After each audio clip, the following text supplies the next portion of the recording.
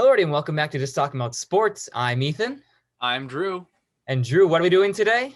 Just talking about sports. Merry Christmas, everybody. Yes, we are finally in the holiday spirit as we are getting closer and closer to Christmas. So thought we'd break out some of our Christmas hats and make it a little festive episode for our Week 16 fantasy football podcast, where we're going to be kind of reviewing basically giving advice to the players and the fantasy managers who need that a little bit extra of guidance towards who to start, especially since this week is, in most leagues, the championship. So congrats to those who actually have made it this far, and at least most of you guys have a chance to bring in the big bucks. So with big bucks and big money on the line, we have got you guys covered for who to start, who to not, and maybe even some sleepers that are still in your waivers. But before we get to that, we're going to start off with a little bit of our review from last week, just kind of a quick run through with our starters from last week. We had Ryan Tannehill as our starter, which actually turned out really, really well. He had 37.02 points against Detroit, 3 passing touchdowns, played really well. We had Cam Akers, who, I mean, he had an asterisk because Cam Akers, he had a very long touchdown that he had called back. I think it was a 40-yard touchdown, but and that was going to be basically what turned him from a 7.2 PPR points that he had in the league game to at least double digits into the 16, which would have given him enough to be, I guess, considered good. And then Terry McLaurin had a little bit of an average performance against the Seahawks. He had 14.4 or 14.7, excuse me, or points per reception for those types of points. But that's our starters from last week. Did pretty decent, but let me see how we did our sits. All right, now for our sits. Quarterback, we had Tua Tagovailoa, who had 18.7 points versus New England. He had a pretty okay day. You know, they shut him down for the most part in the passing game, but he had 2 rushing touchdowns, so that's where his production came from. Ezekiel Elliott, he was out with a calf injury, so woohoo! We were right to sit him. Mm-hmm. And wide receiver, we had DJ Moore. He had 19.2 PPR points. He was 6 of 8 for 131 and no touchdowns. But, you know, we told you the wrong Panthers receiver. It was Robbie Anderson who was really shut out that whole game instead of DJ Moore. But, yeah, let's move on to our sleepers from last week. Yeah, we may have gotten a little out of hand with Mitchell Trubisky because after his 30-point performance in the week prior against Houston, he didn't do that great. I mean, most of his touchdowns got stolen away by David Montgomery, who had a game and a half against Minnesota because he had 2 rushing touchdowns in that game. But Mitchell Trubisky still had a decent day, 200 passing yards and a touchdown with, of course, 1 interception because Mitchell Trubisky can't play without throwing another interception. But and then we have one of our, I guess, our better sleepers that we had was J.K. Dobbins. He had 15 points or 15.1 points, 64 rushing yards and a touchdown, along with reception for 17 yards. Pretty decent for a guy that was pretty much sitting in everybody's waivers. So if you were able to get him, congrats. It looks good. And then for our final guy, T.Y. Hilton, he had 11.1 points. He didn't really control and make basically Houston his own team, but he still played pretty well, and he didn't dud that bad, but he had just about an average amount of points. So those are our review from last week. So hopefully you guys, we basically did look a little bit better than last. Hey, we did better than our first time. You know what? We're going up, and that's all we could really hope for. And that's going up at the right time. So this time we hopefully prove that we do actually know fantasy football. We didn't really just choose random players. We're trying to build our credibility. So now we'll get right into the nitty gritty with this week's starters for Week 16. With our first quarterback option, which is a surprise, a new quarterback in Jalen Hurts against from the Eagles against the Dallas Cowboys. Drew, why Jalen Hurts? All right, Ethan, Jalen Hurts. I mean, I wanted to talk about Jalen Hurts last week because I was so excited about him. I was so excited about him that in all of my leagues where Jalen Hurts was available, I picked him up, and in most leagues where it counted, started him. And Jalen Hurts rewarded me in a big way, and everybody else who decided to have a massive pair of cojones and start Jalen Hurts last week. It was only his second career start for the Cardinals, but he had himself a day. I mean, 24 for 44, 338 yards, 3 passing touchdowns, no interceptions, also 63 yards and touchdown on the ground. That was good for 37 fantasy points. He exploded. And he has another really easy matchup against the Cowboys where they're ranked 22nd, giving up points to opposing quarterbacks. So he is going to continue his historic run, and he will win you a lot of leagues. I know I am going to play him in the championship that I am in. Yeah, if anybody was lucky enough to get this guy and smart enough in fantasy to go and pick this guy up, especially before this week, at this point you have to, because of the explosion that he had on offense against the Cardinals, where I think they had at least 20, like they scored at least 26 points in the first half, which for an Eagles team that has been absolutely atrocious on offense, he's helped flip that offense 180, and Eagles actually kind of look like they might be able to have some success with Jalen Hurts. And I think Jalen Hurts at this point has stolen Wentz's job. So Wentz is going to be out of it for now. But for his standpoint for a starter, he needs to be in your starting lineup, especially for this week with Dallas, who Dallas is one of the worst defenses, like you said, in terms of passer, or at least to opposing QBs. And they give up one of the most total yards in the entire league to begin with. So I feel like Jalen Hurts, Jalen Hurts is going to be a game changer for you. There's no doubt about it. Mm-hmm. Now, let's go to our running back start of the week. David Montgomery. Yep. David Montgomery. He, like we said earlier, I mean, with Mitchell Trubisky, he had a big game this week. As he was able to rush or at least scored, what is it, 20, or I believe, he had 29 points. He had 29 points. He had 146 rushing yards and 2 touchdowns. Absolutely dusted the Minnesota Vikings defense. He just played out of his mind, and that's what happens when Matt Nagy stops calling the plays for your Chicago Bears. And Montgomery is actually to have some sort of success, and with a matchup like the Jags, who are literally ranked 29th worst in the entire NFL in terms of points given up to opposing running backs, this is another fantastic matchup for David Montgomery. And I'm thinking if anybody who was lucky enough to get him for this final stretch for the playoffs, he is going to be, once again, a game changer for you, especially when you're trying to run for that championship money right there. So, yeah, I know there were certain analysts that said in the middle of the season, buy low on David Montgomery. And if you did buy low on David Montgomery at the trade deadline, he has been a godsend for you.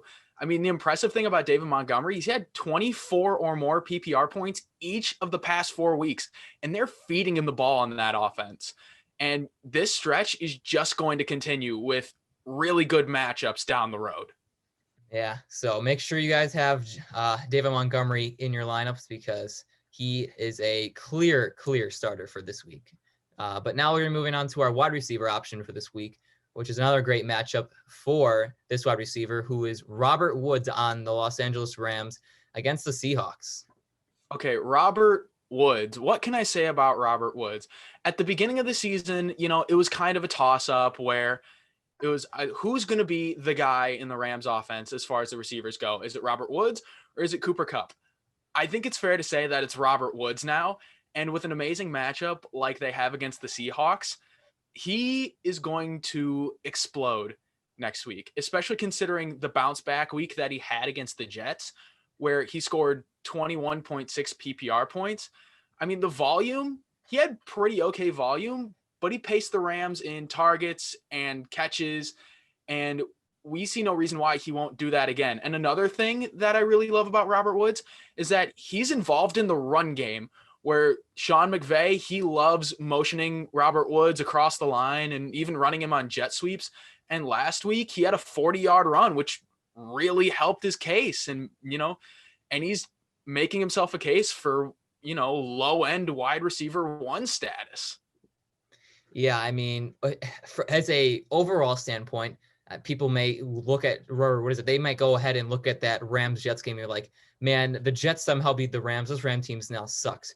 Well, then you take a closer look into it and you see Robert Woods controlled the entire Rams offense and basically was one of the reasons why they were able to stay close with them, because putting up 21 points in fantasy with, a passing touchdown or receiving touchdown that he had and a 40-yard rush. It shows that Sean McVay really loves Robert Woods in this offense, and it shows that he really, if he loves him, he's going to get the ball more often, especially since he's having success. That means he's going to get the targets. So, and especially against a defense like the Seahawks, who are not good, not good in terms of passing and receiving yards for opposing wide receivers. So Of I course. feel like Robert Woods is an unbelievable Yeah, option for this week and a clear you know, starter. to basically wrap it up with Robert Woods, you know, targets plus touches plus volume and versatility equals fantasy magic. And that's pretty much what I expect from Robert Woods this week against the Seahawks. Mm-hmm. Going to be a great one for Robert Woods. So make sure you guys have him in your lineups. Please do. Please trust us.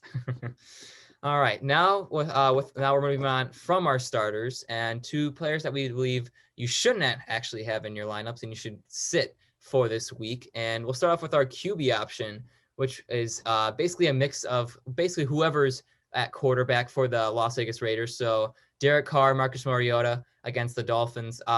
Basically, the Raiders offense has been struggling. And since Derek Carr went down with an injury last week against the Chargers, which didn't look good to begin with, by the way, they're not looking good to begin with, especially against a Dolphins defense that has played very well against opposing quarterbacks. They are ranked 7th. Dolphins defense is, and I could tell you as a Dolphins fan myself too.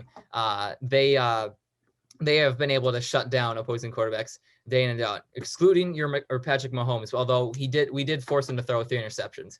But I feel like no matter whoever is at quarterback for Vegas, I think is going to have a little bit of a tougher time. Yes, Marcus Mariota is most likely the quarterback for this Vegas team, which means they're going to be running the ball, which is going to be a whole different scheme, I guess, than what Derek Carr would normally do because he's not a running quarterback compared to what Marcus Mariota does.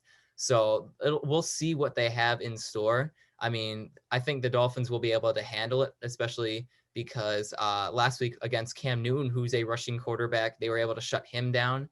And I feel like if they're going to be able to do that against the Patriots and Bill Belichick, I feel like they'll be able to handle Marcus Mariota even easier. So I think that Marcus Mariota or Derek Carr, whoever is that quarterback for this Vegas team, beware of them.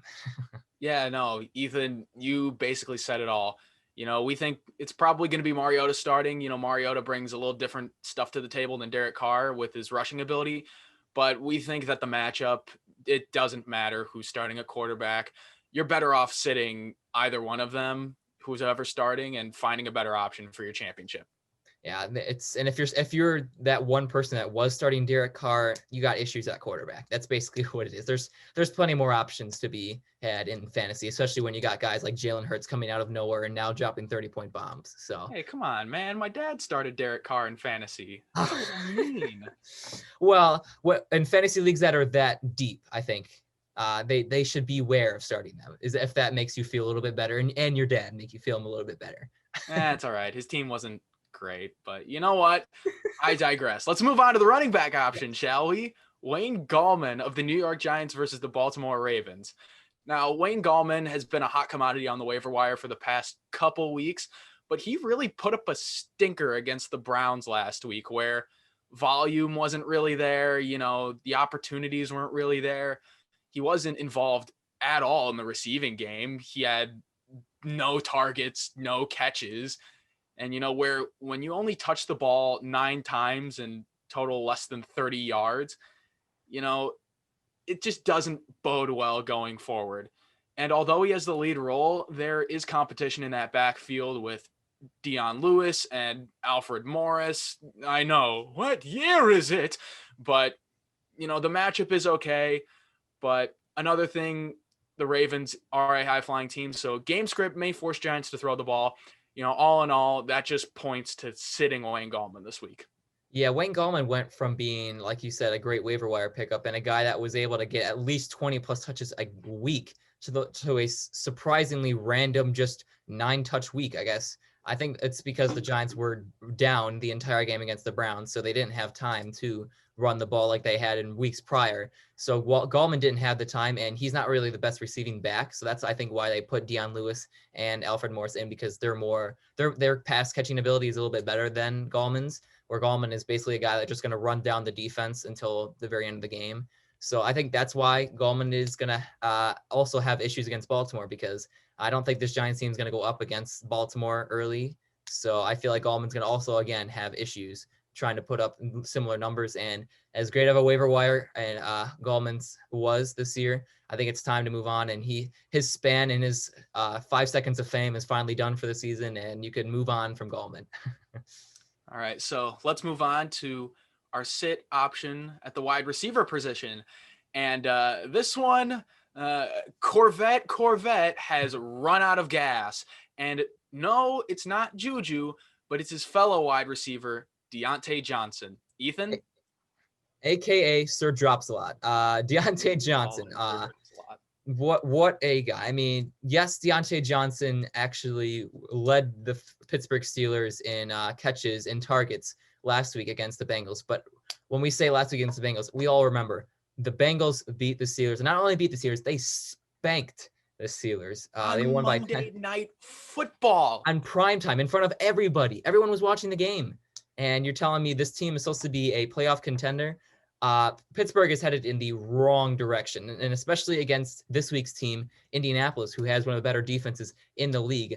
It's going to be a harder time for Deontay Johnson to be able to have any type of success. He has, he's up against in Indy's defense. They're ranked 7th against wide receivers, and it basically allow the 7th least points to receivers. So I think Deontay Johnson, as great as, or at least as many catches and targets that he's been getting, I think it's mainly because of the issues that they had during the game with Juju fumbling after he got smacked by, I believe that was Bell on Von Bell.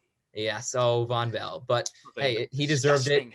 He deserved it. Mike Tomlin, we'll see if they can get him back on track. But for now, this Deontay Johnson, the Pittsburgh Steelers team, is headed in the wrong direction. And I don't think when a team is heading or is on a 3-game losing streak, especially towards the end of the season, I don't think they're very trustworthy, especially against a better defense like the Colts. Yeah, no, I agree. I mean, drops are a part of it, but we're telling you to sit him mainly because this team, this offense is just trending in the wrong direction. You know, they've dropped 3 in a row. Ben isn't playing as well as he used to be. And there are a lot of mouths to feed other than Deontay, you know, Juju, Chase Claypool, you know, Eric Ebron, you know, all of those. I mean, all signs point to maybe finding somebody else for your championship game. Yeah, I mean, at best, Deontay Johnson would usually be a flex option for people who are looking for a wide receiver to start. But for people who need a better wide receiver, I think there's plenty more options. So Deontay Johnson, do not start him this week. But that will end our sit-ems for now, and we'll be moving on to our final part of our fantasy football week review podcast guide, whatever you want to call it. And we're moving on to the sleepers. So for our quarterback option, we have Baker Mayfield. So I'll let you take this one. Baker Mayfield. Oh, what can I say about Baker other than he has woke up feeling dangerous and he has played lights out over the past 4 weeks. 18 plus points in each game over the past 4 weeks, 20 or more in the past 3 weeks. You know, in that span, 10 touchdowns, 1 interception. You know, he's not turning the ball over. I mean, he completed 85% of his passes last week against the Giants. And, you know, he has another great matchup against the Jets. So he's continuing his hot run. I'm buying in on Baker. Yeah, I mean, there's one reason why I think Baker Mayfield, because usually I'd be like, whoa, hold your horses with Baker Mayfield. But then I looked at his schedule. The New York Jets. Yeah, the New York Jets, the laughingstock of the NFL. Any quarterback at this point that is going up against this defense, except maybe Jared Goff, should be able to have some sort of success on offense against them. Baker Mayfield, especially, I believe, since they are going basically the Cleveland needs to win these types of games as they're trying to continue their playoff push. And Baker, I think, is realizing that. And I think he's going to be, like you said, waking up feeling dangerous. And I feel like he's going to have an amazing game, and he's going to basically kind of smack the Jets back into reality after they had their first win of the season. Yeah, no, I think that Baker, he's going to be a great sleeper option, streaming option for you in the championship. Now, let's move on to our running backs. David Johnson, God, that's a name we haven't heard being relevant in a while, but here he is. He is a solid sleeper. Ethan, take it away. Yes, David Johnson, not Duke Johnson, which he's probably been in your streams or waiver wire pickups for weeks upon end. But that is because David Johnson, the man, has been injured and dealing with problems that he's had for weeks. But now he is indeed back and he is indeed healthy, which means David Johnson should be in your lineups once again, because this Houston team is not very successful, but they're able to basically have a run game for most of the time, especially when David Johnson is healthy. And right now he is healthy after a great week last week against Indy, where he was able to put up. I just want to mention, that game was strange. Yes. He didn't make his impact in the run game. He had 11 receptions for over 100 yards, wide receiver numbers, but he was good for 24.3 PPR points, even though he didn't find the end zone. I just want to mention that, and I find it very strange. But hey, results are results. Yes, wacky, which with all those catches gave him a 24.3 points for this week in PPR standpoint. So for running back to usually do that, that's Austin Eckler type of numbers. And especially that you don't expect it out of David Johnson. And if he's able to continue these, I guess, PPR god type running back, excuse me, I'm even calling him wide receiver now, but against a Cincinnati team that has basically struggled to stop opposing defense, excluding the Pittsburgh offense, because they can't run the ball for the life of them. I feel like that David Johnson should be able to continue his hot streak and have another great game against Cincinnati. But with that, I think we'll move to our final. No, Ethan. Oh, I want to make an honorable mention for the running back sleeper. If you don't have David Johnson, because I understand he is rostered in most leagues, somebody that you can find on the waiver wire in most leagues, somebody that's had a rather tumultuous season, Le'Veon Bell. Guys, why not Le'Veon Bell? Clyde Edwards-Helaire got hurt, rest up. We hope for a speedy recovery for the season against the Saints. But Le'Veon Bell, he scored a touchdown, in the win. And why not? He will have most of the workload in that offense for a running back. And he is going to play a prominent role in the Kansas City Chiefs offense. Come on. Yeah, put him in your lineup. Good things happen when you play Chiefs players. As somebody who's been riding Tyreek Hill and Travis Kelce all year, trust me, I am going to trust the Chiefs in fantasy. Yes. I mean, especially against an Atlanta defense like there. So here's your bonus player of the week, I guess, thanks to Drew giving a little bit of an honorable mention. As I mean, if David Johnson isn't in your waivers, at least Le'Veon Bell is there. But I'll continue the 2016, is this 2016 or is this 2020 hot streak? As I I'm don't saying, know. Des Bryant scored a touchdown. Yes, sleepers, but I'm saying start Antonio Brown. Wait a minute. Like I said, we just talked about Le'Veon Bell. We just talked about Antonio Brown. Are we talking about the 3 Bs? Or are we talking about this killer Bs? Are you going to tell me to start Ben as a sleeper after that game? No, I'm not. I'll pass. It's 4 years later, and all of them are on different teams, except for Big Ben still stuck on the Steelers. But Antonio Brown is on Tampa Bay, and he's been a kind of a sliding under the radar for fantasy owners who, I guess, are looking for another wide receiver to start. I mean, last week against Atlanta, he scored his first touchdown since 2016. Or no, since last year when he was with the Patriots. But it's been a very long time. He had a touchdown against your Dolphins. Let's not forget.